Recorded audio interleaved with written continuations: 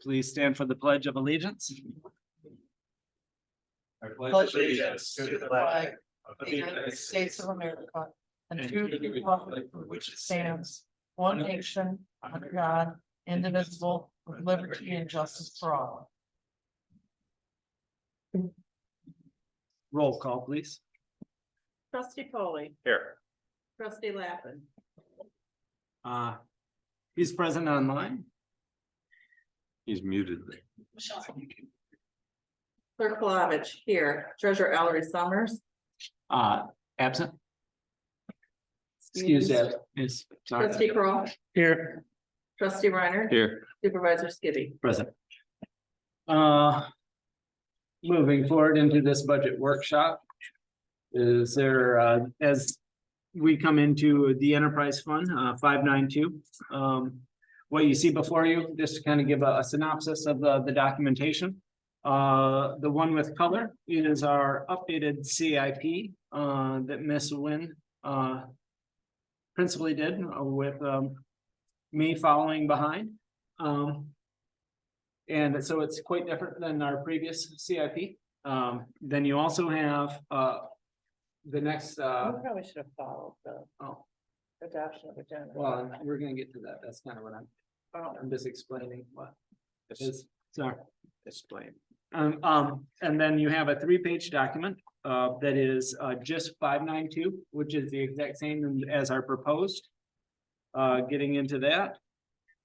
And then I also gave you a copy of 592 year to date.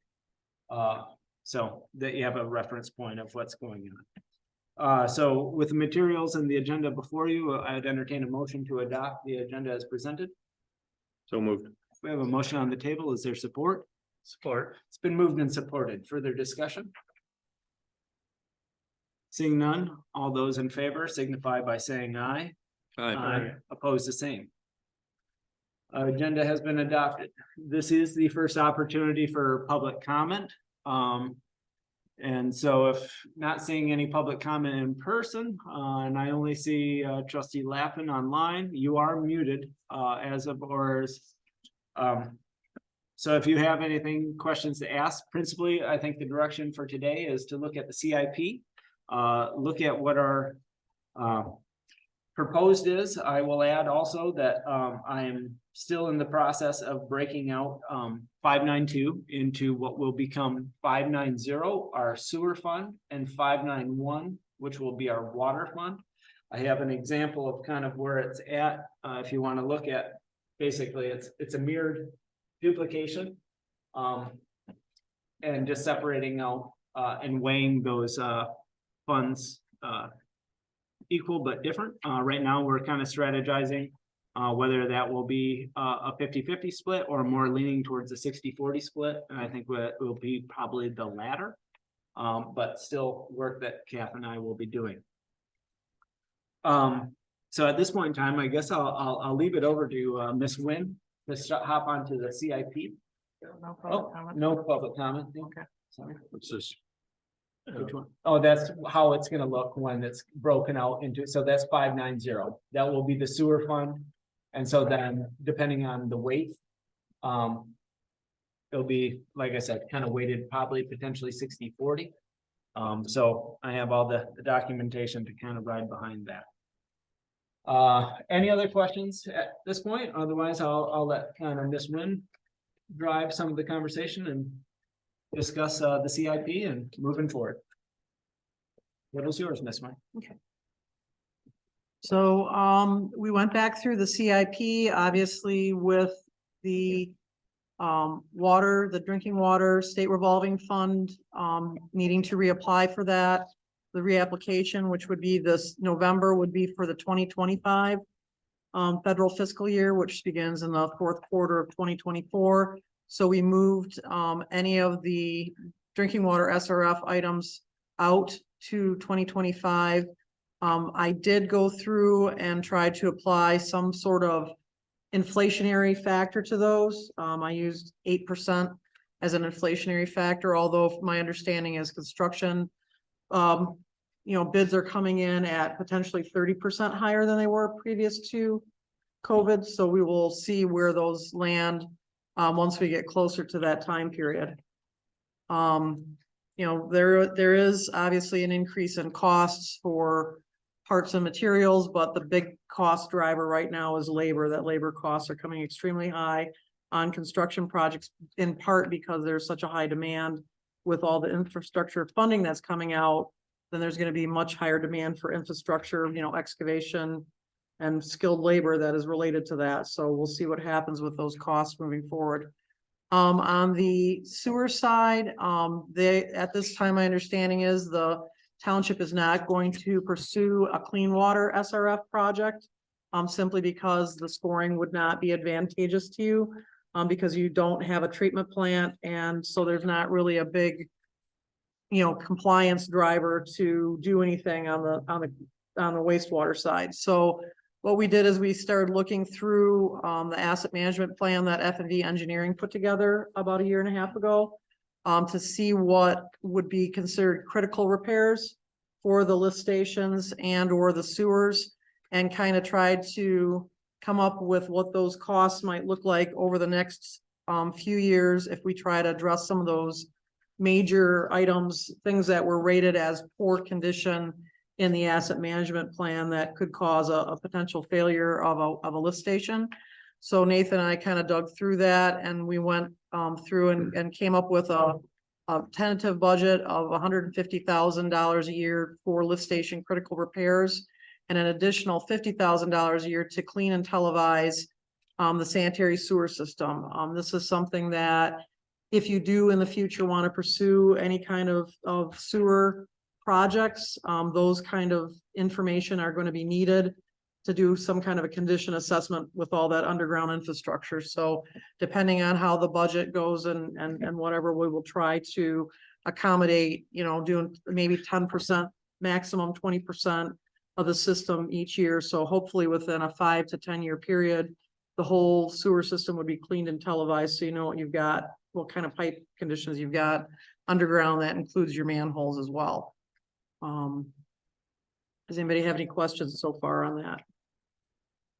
So that 250,000 is 4 or 5 years and fall off after that. We wouldn't have to do that again for a while. Well, I mean, it's gonna have to be maintained, and like I said, these were critical improvements, things like wet wells that had poor condition for concrete, or the hatch covers were in poor condition, metal cans that need to be recoated in order to prevent them from corroding further, those kind of items that, you know, are really band-aids on your system. I mean, at some time in the future, there's probably going to have to be more work that's done, but this is to just keep you guys at a steady state. Well, you're talking about the 150,000 a year, or are you Yes. talking about the 50? Okay, The 50,000 a year is not for any repairs. That's for right. cleaning and Televising. televising. Yeah. So we still have to clean, I would assume, but Yeah. Well, what the 50,000 includes cleaning and televising, because you can't televise. You have to clean first oh, and then televise. okay. You know, otherwise you can't see the pipe condition. All you see is the crud that's in the pipe. So, you know, they normally go through, they would go and jet a section of sewer main to clean it, and then they would run the camera through it so that you can see all the pipe joints and connections and any flaws that are in the pipe. So that's the procedure. So, you know, what that 50,000 would buy as far as linear feet of pipe, we don't know, because I haven't priced anything recently. And that also is going to be, you know, relatively high demand as infrastructure funding is available. I guess the question then was whether or not we'd have to keep televising after the 5 years. We're doing 20% a year and then we're done for. I mean, it's like a loop. I mean, it depends on the condition of the sewer pipe too. So you're gonna identify areas that have flaws that are gonna need to be repaired. So, you know, theoretically, if you went back and slip lined or replaced a pipe, you wouldn't need to re-televise that for a period of time. There may be some where it's items that are not significant, but you want to keep an eye on them, and 5 years down the road, you might want to go back through that line just to see what has happened. So, you know, it's a constant process. All right.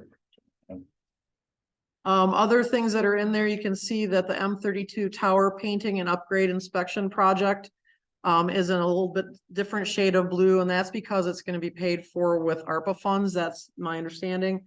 So even though that is included in the $409,500 dollar total for the water CIP for 2023, those funds are already earmarked from another source and aren't necessarily going to directly impact, the budgeting process for that project. So you have to pull those out. With those pulled out and looking at only, any kind of minor things that have to be done before you would be able to get your drinking water SRF funding, hopefully in the future. The water reliability study was last performed in 2016. The recommendation is that that be performed every 5 years. That's kind of like your water system master plan. It's the basis for making a lot of recommendations for improvements and, looking at the condition of your system. Eagle likes to see that as far as, your documentation when you're looking at, projects. The South Water Tower inspection, that was something that was pre-scheduled. Water towers are normally inspected on a 5-year rotation. So we had inspected the M32 tower last year, the Piper Tower the year before that. When they were inspected previously, which was, I want to say in 2017, maybe. It was the ROV. Yeah, that inspection. they actually were all done in the same year. So we're trying to stagger them a little bit. That instead of having all of them done in the same time period, there isn't really any cost benefit to doing them all in the same year because they can't mobilize and do like 3 of them in one day. You can't take all the towers offline at once. So each one would be the same cost regardless of whether you're done in the same year or not. How often do we have to do the kind of work that we've done on like the M32 tower here most recently? So normally it's 10 years for some kind of an overcoat on the exterior overcoat. On the interior of the water towers, it's going to be dependent on how much degradation there is. So if they only need to do a spot touch up, they may do that and then say they would do another spot touch up. And then after so many of those, then you would need to do a complete sandblast and interior recoat. So at this point in time, your like your south tower is relatively new. So hopefully that coating is in pretty decent shape. The other thing that they can do too is do spot touch-ups and then recommend doing some kind of cathodic protection. Basically sort of like have the anode in your water heater, only it's for your whole water tower. So that if the water is corrosive, it deteriorates that instead of actually affecting the coating on the inside of the tank. So I guess what I'm trying to get to is, are we budgeting for and putting aside funds for those kinds of repairs down the road? We're not gonna have ARPA forever, no, and like I said, that's like a 10-year cycle. So when this tower is painted, then you would budget for repainting 10 years from now. So that's outside of our existing CIP. At some point in time, I'll probably sit down with the board and develop a 20-year water and sewer CIP, which would be something you'd want to have stuff on your event horizon so that you can start looking at future planning. 5 years out is not really a big window when you're looking at infrastructure. Right.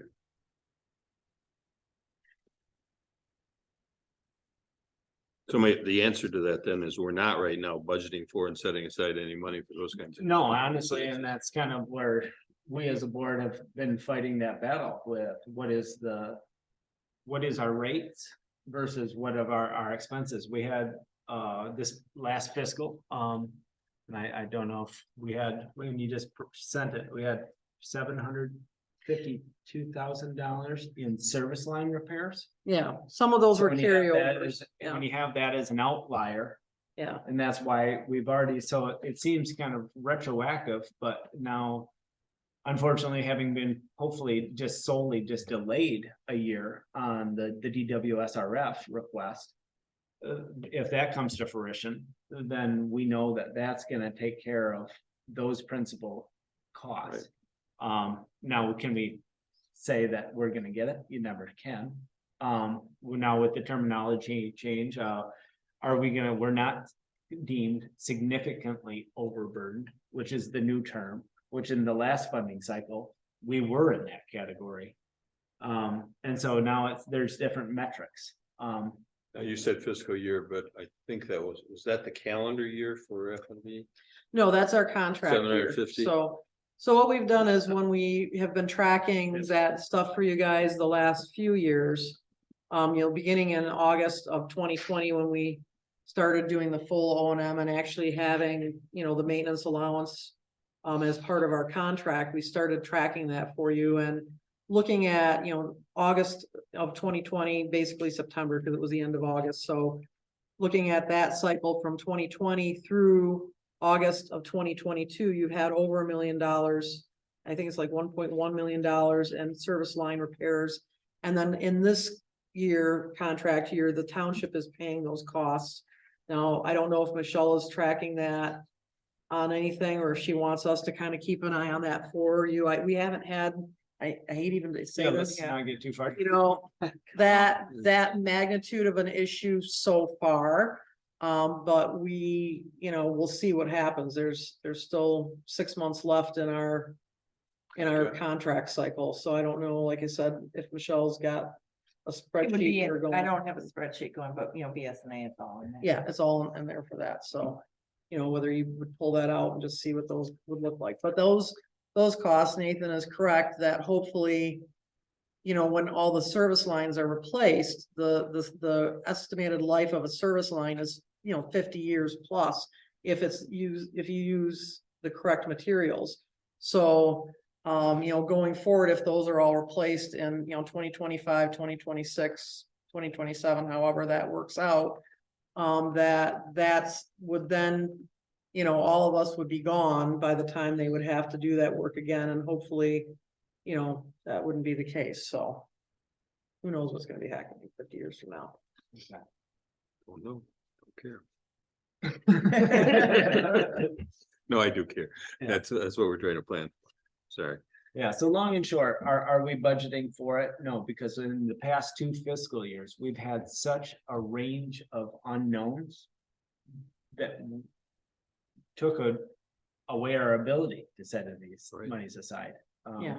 So that's what we're trying to kind of garner a direction with this, and I concur with Kath, is a 5+1, which is a CIP standard, is really nothing when it comes to infrastructure and what that planning looks like. So yes, if we utilize whether it be K copper or appropriate HDPE water service lines downstream, that 50-year mark, but at a 20-year thing, then maybe that's when you start eating away at neighborhoods in anticipation of that failure point.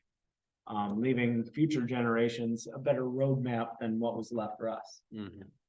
And so, yeah, and the thing is, so after all of those would be corrected, and some of these other items are in this CIP, preferably in 2027, 2027-8, you'll be able to, 2028, you'll be able to look at your rate structure and look at your capital plan and look at your funds, and then at that point in time, be able to say, we can maintain the same rates and be able to put some monies aside for future repairs, capital improvements, et cetera, because now you're starting with kind of not a clean slate, but at least on sort of a steady ground.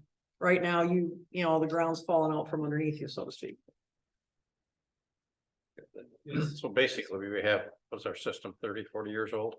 roughly? 1977. 77 to 81 was the principal years of implementation. Okay. So we're looking at a system that was put in and never had a thought or process of looking at the future and taking care of anything, so just these last few years when we got you folks involved.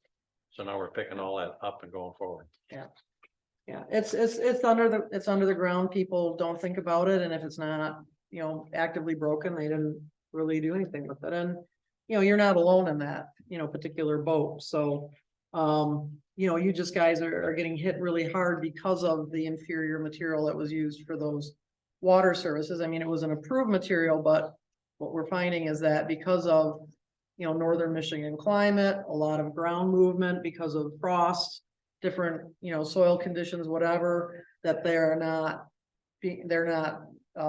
holding up the way they would if maybe they had been installed in Florida or something like that. So, Gee, we're lucky. aren't you? Oh my goodness. Yeah. So are there any other questions as to?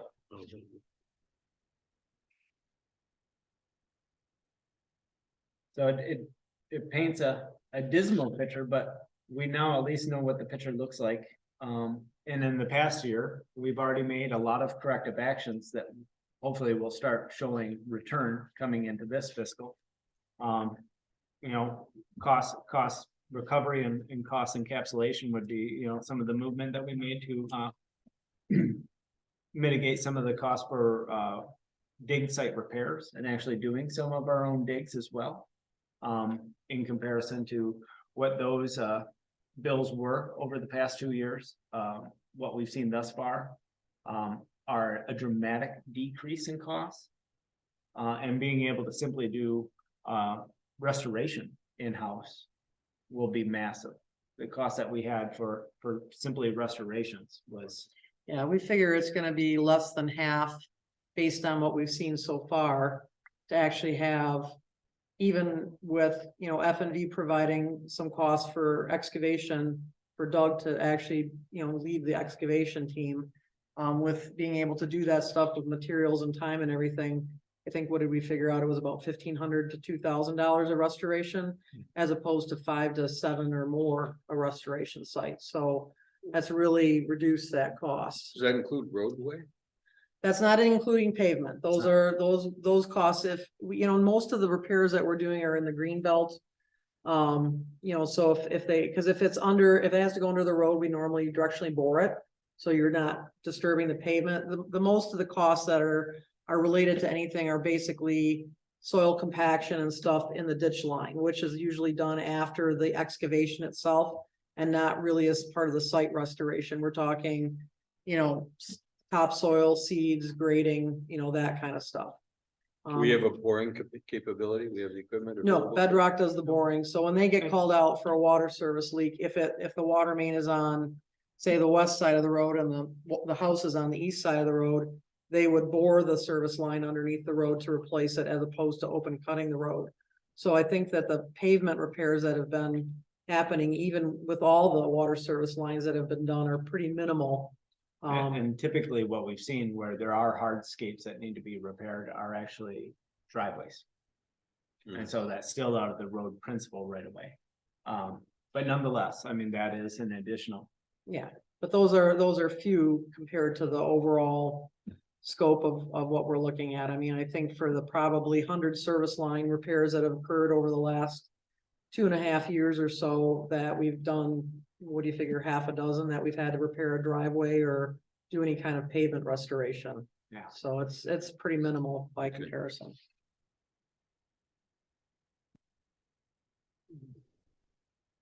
So obviously another aspect that we'll be coming back to the enterprise fund once it's completely broken out. That is one of the blessings and the curses of BSNA. You have to actually do all the work outside of BSNA before you set it up. They gave me very rudimentary instructions of how to do it, but we can't enact it until we've actually adopted a budget and closed out this fiscal. So that's why I threw that example of what it will look like until we adopt our budget. At least that way we can see all those costs in an Excel format. And so that will be forthcoming, but Kath and I have actually quite a bit more lifting to do in terms of breaking that out. Right now, it seems to be weighted, like I said, potentially 60-40 or somewhere near 50-50. And we know we have concerns. And it's just, have our corrective actions thus far, are they gonna come to fruition, and how much so to mitigate a continuation? And obviously, we can't really control Mother Nature. And this season's been Generous to us. amazingly well. Yeah. Sun's out. So, Steve, are you muted, or do I need to unmute you if you have any questions? That's. I may have to ask it, and then you're allowed.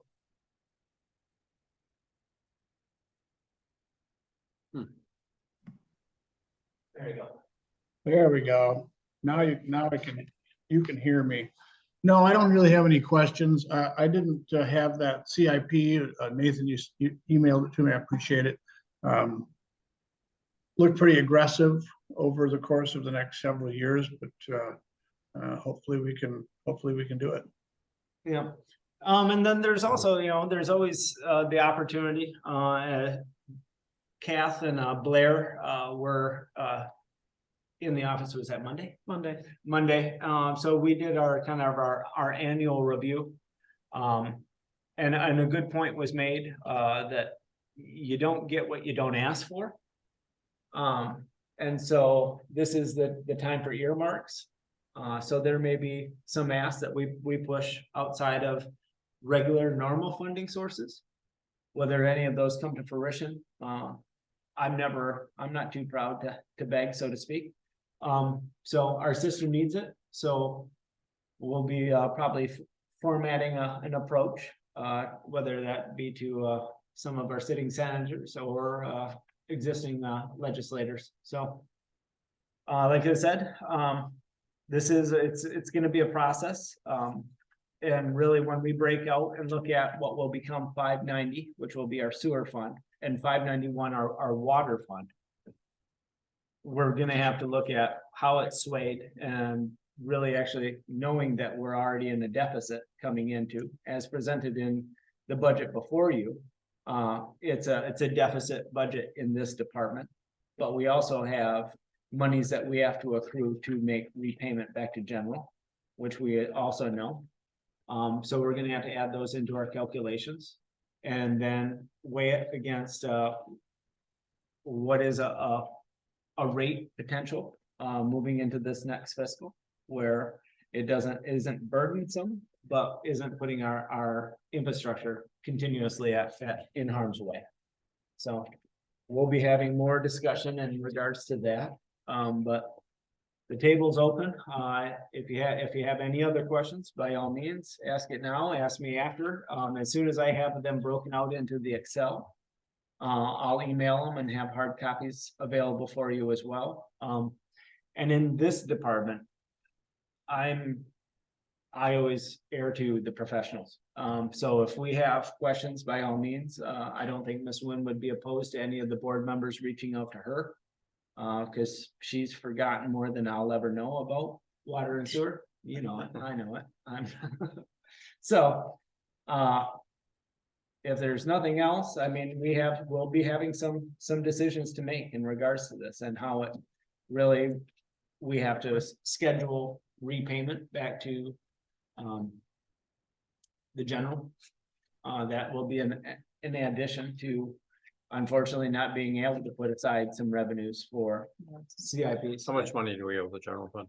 Currently, We just paid 40,000 back, but we owe 400,000. so by year's end, we're hoping to make hopefully another payment, but we're Before still the gonna be fiscal year. before the fiscal, yes. But we're still gonna be in that deficit, so that's where we're gonna have to weigh that. What does it look like? Because one thing's for certain, it doesn't happen to happen overnight, but I know our auditors are gonna wanna see a scheduled rate of return back to the general fund from the enterprise fund. And our rates are gonna have to reflect that. Well, yes, most definitely. Because we have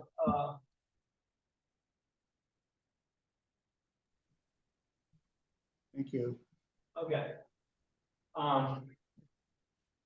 Yeah, so our rates are gonna have to reflect that. We're also gonna have to look at what it looks like to have the potential, and the conversation's been kind of a continuation of conversation as the utilization of a USDA rural development program monies for a master meter replacement. Not when I say master, but we've already replaced our masters effectively. But the numbers aren't as pleasing because we know that we have, with the service lines, we have a significant amount of loss. Now, just because we have loss, we can't write that off. That still is reflective in our payments to the city. And that number is, it's considered, yeah, it's offset. So it's hard to know there's a lot of variables working against us, and Normie, you pegged it. We have decades of not addressing it because unfortunately, we as a municipality looked at it as an everyday consumer, and it's not a problem unless you go to fill a glass of water or flush a toilet. And so we're trying to effectively find the means to, and with utilization of outside funding mechanisms, address it. But one thing is, if we can actually find more continuity with revenue streams, maybe this is also going to be a conversation that this board has, instead of looking at quarterly billing, going to a monthly scenario and changing our methodology altogether. You know, I know that I've heard from a lot of our constituents that would prefer a monthly bill, but they'd also like, even more so than a monthly bill, like to pay for what they use and not just put it heavily cited. There's two different ways to look at the methodology. Ours is different than, you know, God bless it, different than that of the cities. And it's 6 of one, half a dozen of another, but I know that our consumers would like to look at, if they use 3,000 gallons of water, to pay for 3,000 gallons of water. I've been hearing that going on 7 years. So there's gonna be some conversations forthcoming in regards to the water fund. But to actually have a reduction in labor from manually reading meters, on top of that, a potential shorter timeline in terms of billing. We could find some continuity and find a more linear process for stabilization of revenue. Did I cover that basis? Yeah. Yeah, I mean, Pretty courteous. we had another community that did a meter replacement and they do monthly billing. And with the new technology, it goes from, here, I think the guys probably spend, almost, 60 hours a month just doing meter reading. They've gone, and so it's a little bit bigger community, but they've gone from like 160 hours a month of meter reading, because they read every meter manually every month, to 2 days. They have them all read in 2 days. So theoretically, doing that, you could get all the meter reads done in 2 days, get them into the utility billing program, and get those bills out within about a week, by the time you do all the reports and reviews and make sure all the checks and The balances are meters there. report electronically, as I understand. They basically, Radio. they have, well, the other radio reads, but they have a data collector. So someone drives around and they're already doing their regular rounds to check pump stations or whatever. And as they go through, it pings all those meters, and over 90% of them record that way. Are these radio reads, they're just only active when you go by it to get the reader? They're not hot all the time.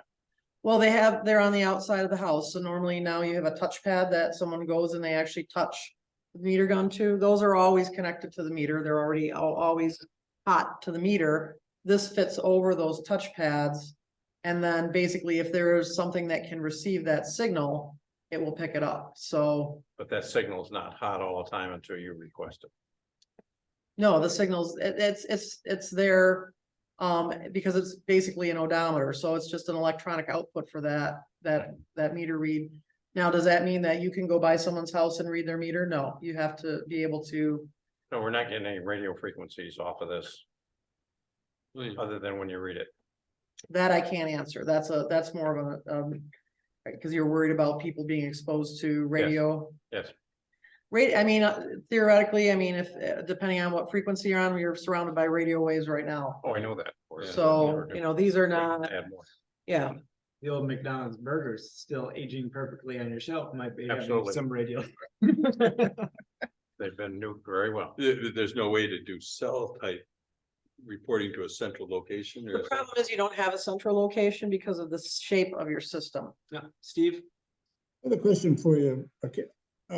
The other community that had gone to this radio frequency program, that had spent a number of hours preceding that and then cut it down dramatically. It sounds to me like one of my concerns has always been the additional cost of man hours, postage, et cetera, with monthly billings. But it sounds like the community that you're talking about actually reduced their cost of doing business. Yes, they did. They definitely had a labor reduction in regard to the field staff. Now, you can look at that a couple different ways. right now, your field staff are spending a significant amount of time doing those instead of doing other things. So the township has some water system survey, deficiencies in regard to things like valve exercising, hydrant, reconditioning. These are things that are items that, like, many other things in the world get kind of put off to the side when you're out there having to do, meter reading or taking care of water service breaks or other things of that nature. So what you have to look at then is a reallocation of labor. And it may in fact end up being that, your crew would be reduced, but you would, also have the ability to maybe address different issues that are not being addressed right now because of the urgency of some of this other stuff. Yeah, So how do we assess those costs in terms of efficiencies compared to, say, postage, increasing postage costs and so on, and paper handling? Okay. Well, postage and paper handling, right now the township sends the water bills in standard letter size envelopes that are, you're printing them out on 8.5 by 11 and folding them and putting them in there. The majority of communities do postcard billing, which now you're getting a bulk mailing rate at a postcard rate. You have a reduced costs as far as envelopes and what have you. So I'd have to look at what that difference would be, but it would definitely be quicker because you're not having to stuff envelopes. If nothing else, you'd have a reduction in labor that way. Well, and definitely what we're seeing just simply in ream of paper costs. It's Gotta be- absurd. Yeah. it's gotta be- Well, yeah, and pre-printed postcards obviously have a cost as well. And so, what you would have to do is do, cost benefit comparisons, changing, how you handle that. But, if you look at, maybe the postcards are a little more expensive than a ream of paper, but if you save a couple days of someone stuffing envelopes and, the delay in that, plus if you were billing monthly, your revenue stream levels out. So that's the other thing is, right now with a 3-month delay and revenue streamed, and maybe Michelle could probably speak to this more, but monthly billing does level out your revenue stream quite considerably. Yeah, currently, when we pay the city, we're paying them for 2 months that we have not billed to our consumers yet. Right. So, Makes no sense. And there's another advantage to monthly billing.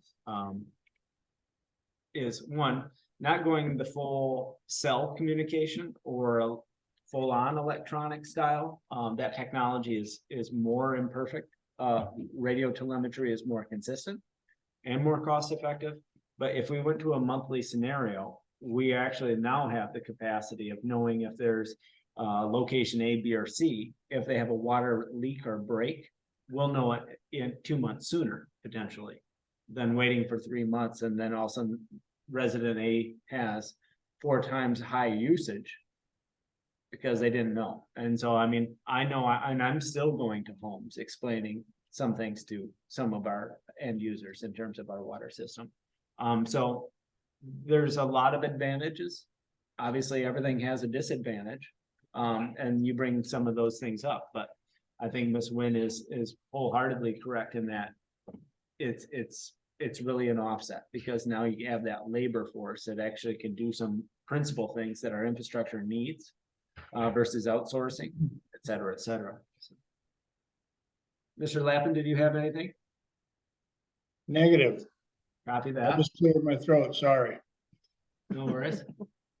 Any other questions for Ms. Nguyen? And like I said, I'll be getting you all the documentation as soon as we're kind of still compiling it. Never hesitate to ask Kath any questions. But we don't have to go through this one line item by line item and No. try to make changes. We're I think basically, we're gonna try to make this. I take the guides from the people that we put our good faith into. And so. so you'll bring back I'll bring back the splits. 590 and 590. I'll bring back the splits, and then really then we can come back around to, do we move forward with, an RD ask, for meters? Because what does that look like to our revenue streams? What do we have to give consideration to our rate methodology, and what does that rate look like moving forward? Because we're trying to catch up and it's a slippery slope. And so what is that balance between rate shock and a justifiable rate? I know that in our conversations with another third party, both trustee Lappin and I have learned a great deal about rate methodology. And so when we already have it in-house with Miss Wynn and F&B staff and engineering, so. But if there's no other questions, I'd entertain a motion to adjourn this. Oh, yeah, sorry. You need to do a public comment and a Second discussion and set the next. I didn't have the notes. I'll just. So keep you on this track is, here. yes, trustee Lappin? Just before you leave, and maybe I missed something, I don't know. On the 592 portion of the budget, and I recognize that we're going to be talking about this later on, I get it. But under water sales and sewer sales, you've adjusted it to 1.5 million per line item. And I wondered if that had included any of the rate adjustments that we had talked about just a few months ago. No, I actually, when I looked at this, just because I knew I was already gonna have to go in and break this out, these numbers didn't have Cass Golden Touch on them. And so I just kind of took a 3-year average. Okay. And I gave some consideration to our last rate increases. Okay. That's why sewer kind of picked up, but I let water kind of plateau. So these numbers will be changing coming, especially once they're completely split out, because everything's gonna be to its own fund at that point in time. So yeah, no, that's the brass tacks there, trustee Lappin. Okay, thank you. This is the second and last opportunity for a public comment. If there's any public comment, seeing none, I don't know if there's any trustees that choose to go to the podium. I don't see any. You have a chat in the bottom of the That was screen. Steve telling me that he was muted again. Oh. So seeing no other public comment, further discussion by the board, I think we need to set our public safety budget session. okay? So does everybody have their calendar for, I am available any day but the 17th.